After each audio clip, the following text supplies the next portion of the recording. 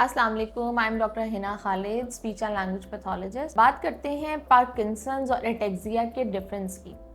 बहुत से लोग ऐसे हैं जो पार्किंसंस को और एटेक्सिया को कोरिलेट करते हुए कहते हैं कि ये सेम डिसऑर्डर है, हालांकि ऐसा नहीं है। पार्किंसंस की बात की जाती है तो पार्किंसंस हम अगर बात करें तो वो मूवमेंट का डिसऑर्डर है कि हमारी जो मूवमेंट को हमने प्रॉपर तौर पे कोऑर्डिनेट करना था या मूवमेंट्स वीक हो गई थी, या एक ऐसा पेशेंट था जिसके पॉस्चर के अंदर बहुत सी हैंड शेकी मूवमेंट्स थी, ट्रैमर्स थे उसके अंदर और रेपिटेटिवली वो आते जा रहे थे रिलेटेड टू स्वॉल्विंग। अगर हम उसके फेशियल एक्सप्रेशन की बात करें तो उसके ब्लैंक फेशियल एक्सप्रेशंस थे। आप पेशेंट से कह रहे हैं कि आप स्माइल करें, आप अपनी टंग को बाहर निकाल के दिखाएं, आप कोई भी उसको इस तरह की कमांड दे रहे हैं तो पेशेंट उसको फॉलो नहीं कर रहा। अपार्ट फ्रॉम दिस वो आपको स्माइल करके दिखा रहा है, वो आपको लाफ्टर्स दे रहा है जो कि यूजलेस थे और इरेलीवेंट थे, जिनका आपने उनको नहीं कहा। इसी तरह पेशेंट को निगलने में मसला भी आ रहा है, उसको ओरल और फेरेंजियल फूड पाइप के लेवल की स्टेज का डिस्पेजिया या निगलने का मसला भी सामने आता है। इसी तरह अगर हम बोलने से रिलेटेड कहते हैं तो पेशेंट को आप कमांड दे रहे हैं कि आप अपनी जुबान बाहर निकालें या जुबान से ये वाली साउंड प्रोड्यूस करें, तो वो कोई और ही इरेलीवेंट चीज आपको प्रोड्यूस करके बताएगा, क्योंकि उसका ब्रेन उसकी मूवमेंट्स के अकॉर्डिंग उस तरह से कोऑर्डिनेट नहीं कर पा रहा। एटेक्सिया की अगर बात करते हैं तो हमारे ब्रेन का अंदर मौजूद एक हिस्सा